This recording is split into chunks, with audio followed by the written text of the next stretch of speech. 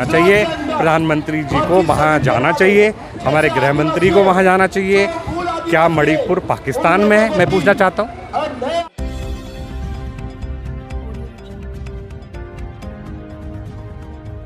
क्योंकि आदिवासी जो दिवस है, विश्व आदिवासी दिवस, 19 अगस्त को हर साल मनाया जाता है। क्योंकि संसद चल रहा था इसलिए उस रीज़न से नहीं मनाया जा सका। हमारे साथ अनिल जी इनसे बातचीत करेंगे और जानेंगे इस पूरे के बारे में। क्योंकि 9 से आज 12 है, आज ये यहाँ जंतर मंतर पर इकट्ठा हुए हैं अपने पूरे उस समाज को लेकर जिनसे ये बहुत दिनों से जुड़े हुए हैं। सर क्या कहना चाहेंगे? जी, सबसे पहले मैं अपने बारे में और पार्टी के बारे में बताना चाहूँगा। मेरा नाम अनिल उपाध्याय है और मैं पार्टी का राष्ट्रीय सचिव हूँ और IT सेल संयोजक भी हूँ। मैंने कई अन्य पार्टियों के लिए भी IT का काम किया हुआ है। तो जब सर से मैं मिला और सर की जब विचारधारा को, सांसद जी की विचारधारा को जाना, तो मैं उस विचारधारा को, जो मेरा एम था, मेरे जीवन का लक्ष्य था कि मुझे कुछ करना है, वो यहाँ मैच हुआ।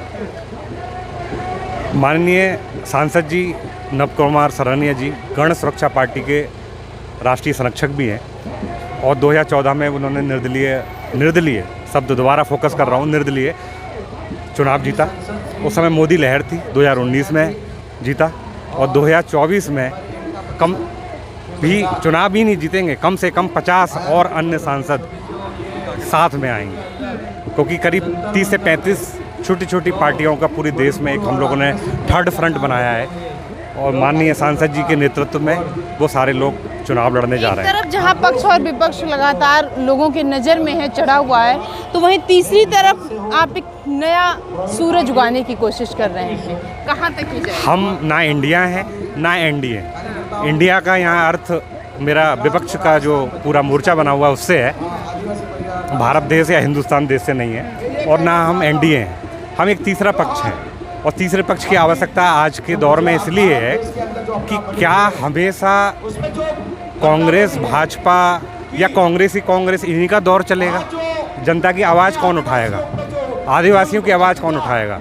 आदिवासी का अर्थ ज़्यादातर लोगों को पता ही नहीं होगा। आदिवासी का अर्थ होता है मूल निवासी। जैसे आपके और हमारे और प्रधानमंत्री जी के, सांसद जी के पूर्वज बहुत पहले जंगलों में रहा करते थे। हम सीधा दिल्ली में नहीं टपक गए या नोएडा में नहीं टपक गए, हमारे सबके पूर्वज जंगलों में रहते थे। फिर विकास, जैसे जैसे विकास होता गया, गांव बने, गांव से शहर बने। लेकिन आज कुछ लोग जंगल में ही छूट गए, उनको हम आदिवासी कहने लगे। कहीं ना कहीं छूटते ही जा रहे हैं, हर तरीके से छूटते जा रहे हैं। आज मैंने सांसद जी और इस पार्टी से जुड़कर ये जाना कि आज इतनी नॉर्थ ईस्ट में अगर आप देखेंगे, असम की नदी है, इतनी नदी बह रही है, बाढ़ के हालत है, लेकिन वहाँ के गाँव में पानी की पीने की व्यवस्था नहीं है। वहाँ के लोगों के रोजगार नहीं है। वहाँ के लोग दिन भर इसी में लगे रहते हैं कि सुबह से लेकर पानी ढोने के लिए। क्या आज इस शताब्दी में हम लोग जी रहे हैं, इस मॉडर्न युग में, जहाँ हमारे प्रधानमंत्री जी डिजिटल युग की बात करते हैं, क्या वहाँ पर पाइपलाइन के थ्रू या किसी अन्य साधन के थ्रू उन गाँवों में पानी नहीं भिजा सकता? मेरे पास वीडियो अवेलेबल है, तथ्य अवेलेबल है, जो आपको मैं दे सकता हूँ। वहाँ कई गाँव दिन भर सिर्फ पानी ढोने में लगा रहता है। बाढ़ की स्थिति ऐसी होती है जब बारिश के टाइम पे कि गांव बह जाते हैं, मवेशियाँ बह जाते हैं। कभी ऐसा कि उसी पानी के लिए तरस जाते हैं, कभी ऐसा कि उसी पानी में घर समा जाता है। बिल्कुल सही कह रहे हैं, बिल्कुल सही कह रहे हैं। आज हम लोग यहाँ पे जो इकट्ठे हुए हैं, वो हम एक आवाज़ उठाना चाह रहे हैं। और सांसद जी ने हमारे कल लोकसभा में भी बोला है, लोकसभा में भी मणिपुर की घटना उठाई है। जो नो कॉन्फिडेंस मोशन था, उसमें सांसद जी ना पक्ष में गए ना विपक्ष में गए, और वो निर्दलीय सांसद हैं तो निर्दलीय रहे। और निर्दलीय वहाँ पे भी रहते हुए उन्होंने बोला कि मणिपुर की घटना के प्रधानमंत्री जी को जवाब देना चाहिए, प्रधानमंत्री जी को वहाँ जाना चाहिए, हमारे गृह मंत्री को वहाँ जाना चाहिए। क्या मणिपुर पाकिस्तान में है, मैं पूछना चाहता हूँ। अगर वो शायद पाकिस्तान में होता तो पूरे मेन स्ट्रीम मीडिया में पाकिस्तान छाया हुआ होता। मेन स्ट्रीम मीडिया क्या करता है कि पाकिस्तान में पानी है, पाकिस्तान में बिजली चली गई, लेकिन मेन स्ट्रीम मीडिया ने मणिपुर एक सेकंड का पूरा ख्याल रखता है। लेकिन यहाँ बस एक मीडिया अगर बचा हुआ है तो वो आप ही लोगों का मीडिया है।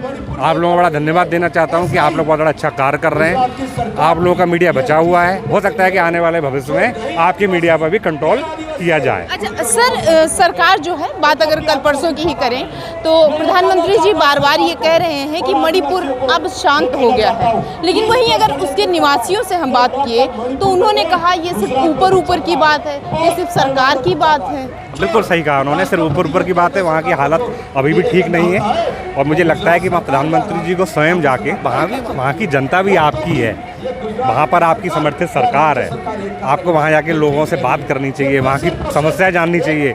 वो वहाँ के लोग हैं, आप अपना समय निकालिए 10 मिनट का। आज आपके पास इतनी व्यवस्था है कि आप वहाँ आधे घंटे 1.5 घंटे में पहुँच सकते हैं। पहुँच के वहाँ के लोगों को जानिए, उनको भी अच्छा लगेगा। सर, तीसरी पार्टी की अगर बात करें आपकी, तो वो जो दिया है जो सब लोगों के मन में भी जल रहा है, वो कब जो है वो यहाँ के लोगों के मन में, दिल्ली वालों के मन में जलेगा, उनको पता चलेगा कि एक तीसरी पार्टी भी है जो हमारी आवाज़ उठा सकती है। मैं श्री राम के माध्यम से समझाना चाहता हूँ कि श्री राम ने केवट का सहारा लिया।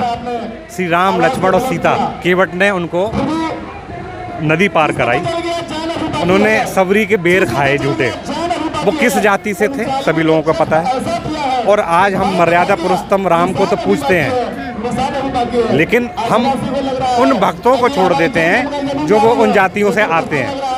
इसी तरीके से हमारे सांसद जी ने जो दिया जलाने की बात कर रहे हैं, तो हमारे सांसद जी उसी श्री राम के अनन्य भक्त हैं, केवट के रूप में, जो पूरी जनता को, जो शोषित जन है, उनके उत्थान के लिए वो कार्य कर रहे हैं। और मैं भविष्य में उनको देश के प्रधानमंत्री के रूप में देखना चाहता हूँ। अच्छा सर, आदिवासी समाज जो है वो, अभी आपने पानी का जिक्र किया, हम उससे एक सवाल उठाते हैं कि वो अब पानी ही भरेगा या सरकार जो है, जितनी सरकार के द्वारा दी गई चीज़ें हैं, जितनी पॉलिसीज़ हैं, क्या वो उसको समझ पा रहा है, उसका इस्तेमाल कर पा रहा है, कि वो खाली बाहर ही बाहर जंगल के लोगों के लिए, आदिवासियों के लिए छूट जा रही?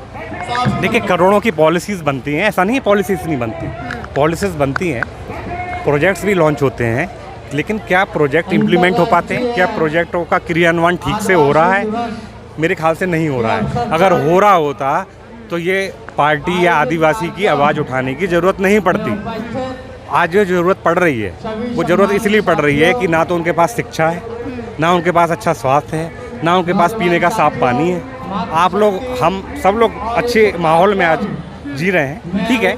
आज रोज़गार की एक बहुत बड़ी मूल समस्या है आज हमारे शहर में, लेकिन उनके पास तो वो मूलभूत समस्या हैं जो जिनको आज हम लोग के पास है, लेकिन उनके पास नहीं है। आज उनके पास पानी नहीं है, शिक्षा नहीं है, स्वास्थ्य नहीं है, रोजगार तो छोड़ ही दीजिए। पहले तो बेचारे सुबह उठते तो पानी ढोते हैं, फिर वो सोचते हैं मेरे पास खाना कहाँ से आएगा, हैं? कहाँ सोचेंगे रोजगार के बारे में? उनके पास समय नहीं है। आज हम लोग रोजगार की बात कर रहे हैं, 200 रुपये 250 रुपये किलो टमाटर खरीद रहे हैं। आप गैस का सिलेंडर देख लीजिए, आप पेट्रोल देख लीजिए कहाँ जा रहा है, ठीक है। लेकिन अंधभक्ति और भक्ति में बाल के बराबर अंतर है।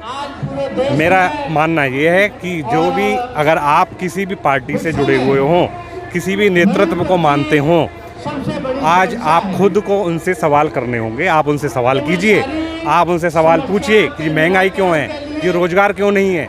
आप जिस दिन उनसे सवाल पूछेंगे, क्योंकि आज आपकी जो बोर्ड की कीमत है, आपने बोर्ड दे दिया, एक बोर्ड की कीमत हमारे संविधान में समझाई गई है, वो बहुत बड़ी है। जो एक बोर्ड की कीमत आपने एक बोर्ड दे दिया, वो नाली और सड़क के लिए नहीं है कि आपने बोर्ड दे दिया और नाली के लिए, आपने बोर्ड दे दिया सड़क के लिए।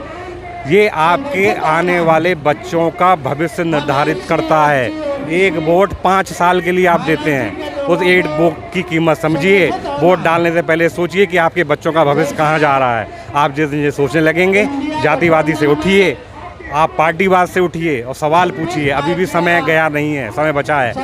हम लोगों ने जो झेल लिया वो झेल लिया, हमारे बच्चे उनको ना झेलें, उनके भविष्य के लिए काम करिए। सोचिए कि हमें वोट कहाँ देना है, आप उसको वोट कीजिए। मैं ये नहीं कह रहा कि आप हमारी पार्टी को वोट कीजिए, आप उसको वोट कीजिए जहाँ पर आपके बच्चों का भविष्य सुरक्षित है। ये जो है, ये अनिल उपाध्याय जी हैं, जो किस तरीके से कह रहे हैं कि एक वोट की कीमत क्या होती है, उन्होंने बताया। और भी बातचीत की कई सारी। जनता मंदिर से प्रिया पांडे।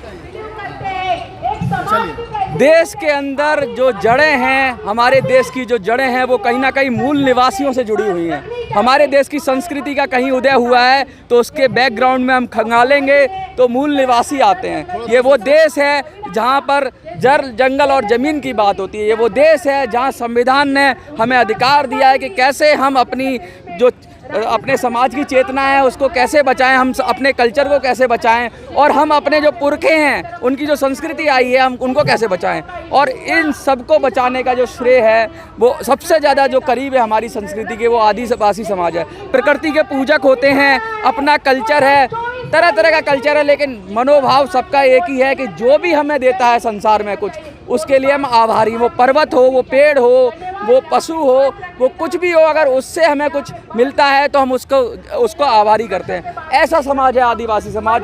और हम तो ये भी कहेंगे कि इस देश के अंदर अगर हम सब के पूर्वज कोई हैं तो वो आदिवासी हैं। आज वही समाज के लोग खड़े हुए। 9 तारीख को आदिवासी दिवस था और 9 तारीख को लेकिन कुछ व्यस्तताओं की वजह से शायद नहीं कर पाए।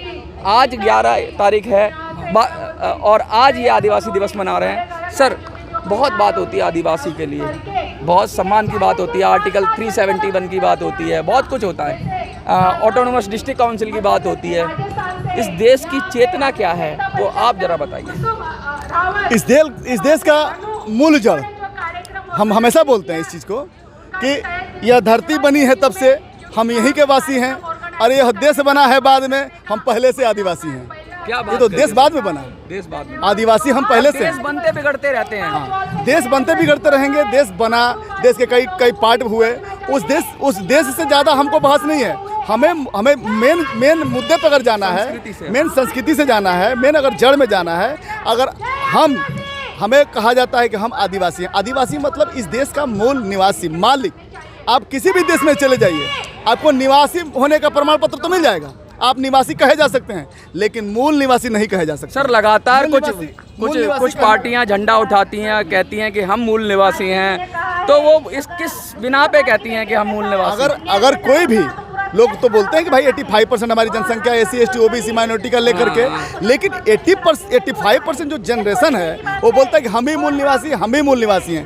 लेकिन हम ये बोलते हैं OBC SC नहीं, OBC SC सब लोग बोलते हैं कि हम मूल निवासी हैं। 85% असल में, हाँ, वही हम बता रहे हैं कि वो लोग बोलते हैं कि हम लोग मूल निवासी हैं।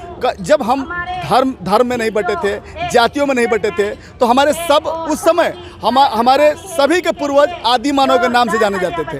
आदि मानव, हम लोग सब आदि मानव थे। हम आदि मानव से होते चढ़ते फिर जातियां बनी, धर्म बना, फिर हम अलग अलग डेवलप हुए, शहर बसे। लेकिन आदिवासी के ऊपर कभी जाति का लेबल नहीं लगा, हम लोग कभी जाति एक्सेप्ट नहीं किए। आदिवासी मतलब आदिवासी हम रह गए। तो अगर आप बोलते हैं कि हम मूल निवासी हैं, तो मूल निवासी होने से पहले आपको आदिवासी साबित करना पड़ेगा। क्यों छोड़नी पड़ेगी? जाति तो छोड़नी पड़ेगी। क्यों कि आप आदिवासी कैसे साबित कर सकते हैं? यूनाइटेड नेशन में 1982 में सबसे पहली बैठक हुई थी, जिसका हम सेलिब्रेट करने के लिए जंतर मंतर पर आए हैं।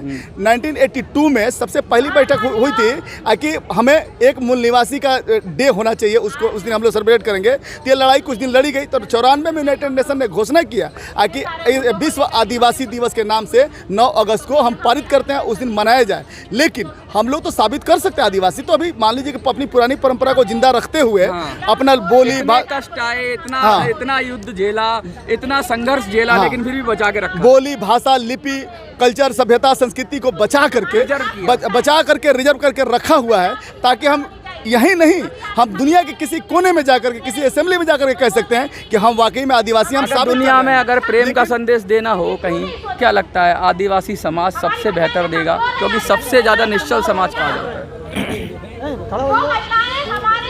आदिवासियों में थोड़ा एकाकीपन है और वो बाहरी समाज से थोड़े दूरी बनाकर रहते हैं, क्योंकि पॉलिटिकली आदिवासी समाज ने इतना जागरूकता नहीं आई। लीडरशिप, आध्यात्मिक लीडरशिप डेवलप हुई, बहुत सारी लीडरशिप डेवलप हुई, राजनीतिक चेतना का क्या लगता है कहीं ना कहीं पिछड़ गया आदिवासी समाज? अगर राजनीतिक चेतना की बात करते हैं तो सब आज की डेट में तो सब कुछ है देखने को। कहा जाए तो संविधान ने हमारे सांसद हैं, हमारे विधायक हैं, सब हमारे IAS भी हैं, हमारे PCS भी हैं। लेकिन अगर सामाजिक चेतना नहीं है, सामाजिक रूप से अगर हम संगठित नहीं हैं, तो चाहे हमारे जितने सांसद और विधायक बन जाए, समाज कभी डेवलप नहीं होगा। समाज को अगर डेवलप करना है तो चाहे अंतरिक्ष अध्यक्ष आपको क्यों न बना दिया जाए, आपको डेवलप उससे भी नहीं होंगे। आपको डेवलप करना है तो कहीं ना कहीं आपको एकदम एक छत्र छाया के नीचे, एक प्लेटफार्म के नीचे संगठित होकर आना ही होगा, तब जाकर के आपका समुचित विकास होगा। देख ही रहे हैं, एक आदमी को राष्ट्रपति बना दो और बाकी महिलाओं को नंगा घुमा दो, ये देश का सिस्टम है क्या? ये अब इससे भी शर्मसार होने वाली घटना कोई और हो सकती है?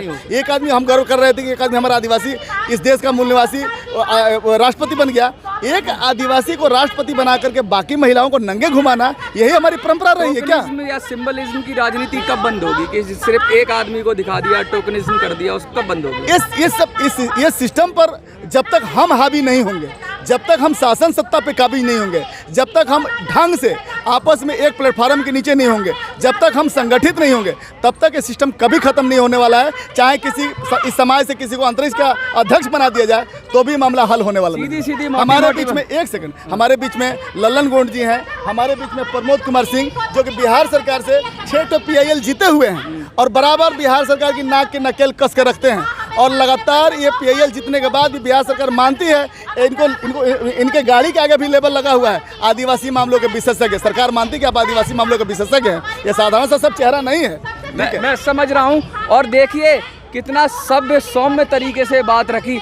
हम तो इतना ही कहेंगे कि सब समाज को अगर लौटना है तो अपनी चेतना में लौटना होगा, अपनी जड़ों में लौटना होगा, और अगर सद्भावना कायम करनी है तो आदिवासियों से सीखना होगा कि किस तरीके से वो सबसे प्रेम से मिलकर रहते हैं और किस तरह प्रकृति की इज्जत करते हैं। कभी भी उसका दोहन नहीं करते, प्रकृति का संरक्षण करते हैं। हमें तो यही लगता है कि आदिवासियों से बहुत कुछ सीखने की ज़रूरत है। इस नई दुनिया को जो अपने आप को डेवलप करती है, उसे कुछ पीछे मुड़कर देखने की ज़रूरत है। जंतर मंतर से मिनी संसद के लिए मैं मनोज राजी, जय हिंद।